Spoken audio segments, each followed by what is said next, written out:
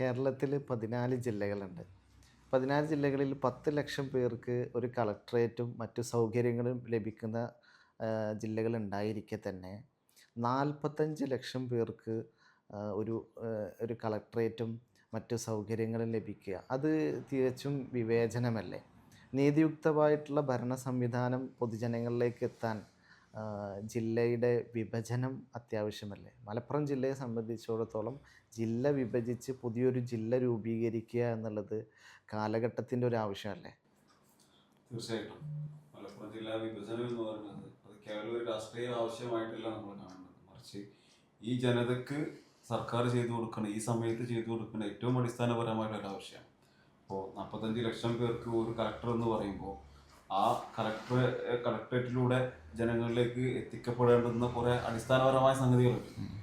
അതിലേക്ക് നീതിയുക്തമായിട്ട് ഈ സർക്കാർ സംവിധാനത്തിനോ ഭരണകൂടത്തിനോ ഇടപെടാൻ കഴിയാത്തൊരവസ്ഥയാണ് മലപ്പുറം ജില്ലയുടെ ഈ ഇത്രയും ആളുകളുള്ള ഒരു വലിയ ജില്ല എന്ന നിലക്ക് നടന്നുകൊണ്ടിരിക്കുന്നത്. അതെ അതെ. ഇപ്പോൾ ആരോഗ്യമേഖല എടുത്ത് നോക്കുകയാണെന്നുണ്ടെങ്കിൽ 45 ലക്ഷം പേർക്ക് ഒരു മെഡിക്കൽ കോളേജ് എന്നുള്ളത് തികച്ചും അംഗീകരിക്കാൻ പറ്റാത്തതാണ്. ഈ ജനസംഖ്യയുടെ പകുതി ജനസംഖ്യയുള്ള ജില്ലകളിൽ അവർക്കൊരു മെഡിക്കൽ കോളേജും അതിൻ്റെ സേവനങ്ങളൊക്കെ എത്രത്തോളം ലഭിക്കുന്നുണ്ട്. അതേ സമയത്ത് 45 ലക്ഷം പേർക്ക് ആരോഗ്യ മേഖലകളിൽ ഇത്തരത്തിലുള്ള സംവിധാനങ്ങൾ നിലനിൽക്കുന്നത് അത് പൂർണ്ണമായിട്ട് ഉപയോഗപ്പെടുത്താനോ പൂർണ്ണമായിട്ട് അതിൻ്റെ സേവനങ്ങൾ അവർക്ക് ലഭിക്കുകയോ ഇല്ല എന്നുള്ളത് ഒരു വാസ്തവമാണ്.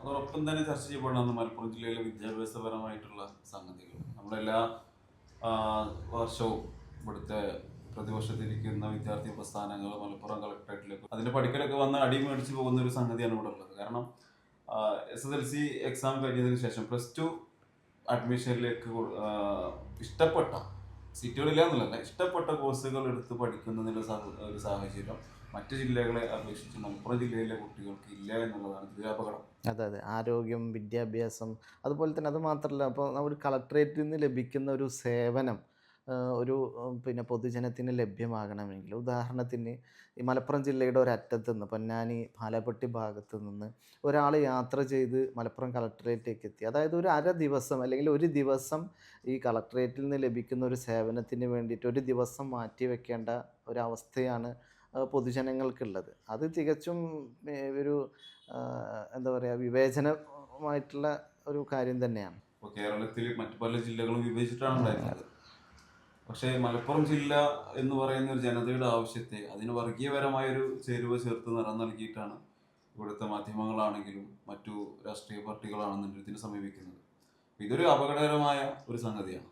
അതെ അതെ. ഇപ്പം മറ്റ് ജില്ലകൾ രൂപപ്പെട്ടിട്ടുള്ള പാലക്കാട്, ഇടുക്കി, എറണാകുളം ഇവയെല്ലാം രൂപപ്പെട്ടിരിക്കുന്നത് അവിടുത്തെ ജനങ്ങൾക്ക് ഈ ഗവൺമെൻറ് തലത്തിൽ സർക്കാർ തലത്തിൽ ലഭിക്കേണ്ട സേവനങ്ങൾ പൂർണ്ണാർത്ഥത്തിൽ ലഭിക്കുന്നതിന് വേണ്ടിയിട്ടാണ്.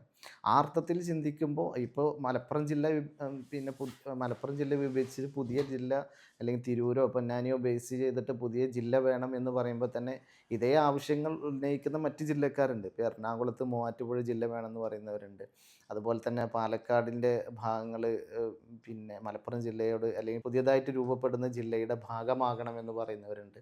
അത്തരത്തിലുള്ള വാദങ്ങളൊക്കെ നിലനിൽക്കെ തന്നെ ഇവിടെ യഥാർത്ഥത്തിൽ പ്രശ്നം ജനങ്ങൾക്ക് ഗവൺമെൻറ് തലത്തിൽ നിന്നുള്ള സേവനങ്ങൾ പൂർണ്ണമായി ലഭിക്കണമെങ്കിൽ പുതിയ ജില്ല ഉണ്ടാവേണ്ടതൊരു അനിവാര്യതയാണ് എന്നുള്ളതാണ്. ഈ തെരഞ്ഞെടുപ്പിൽ മലപ്പുറം ജില്ലാ വിഭജനം എന്നുള്ളത് ഒരു പ്രധാന ചർച്ചയാകേണ്ട ഒരു വിഷയമായിരുന്നു. അത് മുഖ്യധാര രാഷ്ട്രീയ പാർട്ടികൾ ആ വിഷയത്തെക്കുറിച്ച് മിണ്ടുന്നില്ല. പക്ഷേ ഈ ഇപ്പം നേരത്തെ സൂചിപ്പിച്ചല്ലോ, മലപ്പുറം ജില്ലയുടെ മുൻ കളക്ടർ ഈ മലപ്പുറം ജില്ല വിഭജനവുമായി ബന്ധപ്പെട്ട് സംസാരിച്ചിട്ടുണ്ട്.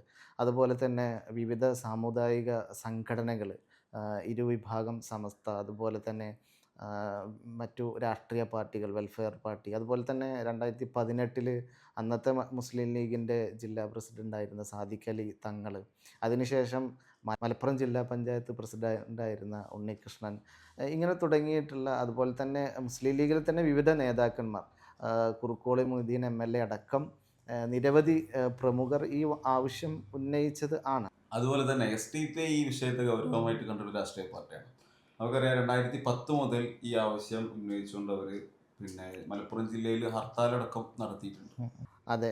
വിവിധ പാർട്ടികളും സംഘടനകളും അവരുടെ നേതാക്കന്മാരും ജില്ലാ കളക്ടർ അടക്കം ഉന്നയിച്ച ഈ ആവശ്യത്തെ ഈ നിയമസഭാ തെരഞ്ഞെടുപ്പിൽ വളരെ ഗൗരവമായി ചർച്ച ചെയ്യുകയും അതിൻ്റെ അനിവാര്യത മനസ്സിലാക്കി പൊതുജനങ്ങൾക്ക് സർക്കാരിൽ നിന്നുള്ള സേവനങ്ങൾ ലഭിക്കണമെങ്കിലും അതിൻ്റെ സുഗമമായിട്ടുള്ള നീതിയുക്തമായിട്ടുള്ള ലഭ്യതയ്ക്ക് വേണ്ടിയിട്ടും ഒക്കെ ജില്ല വിഭജിച്ച് പുതിയ ജില്ല രൂപീകരിക്കുക എന്നുള്ളത് കാലഘട്ടത്തിൻ്റെ ആവശ്യമാണ്.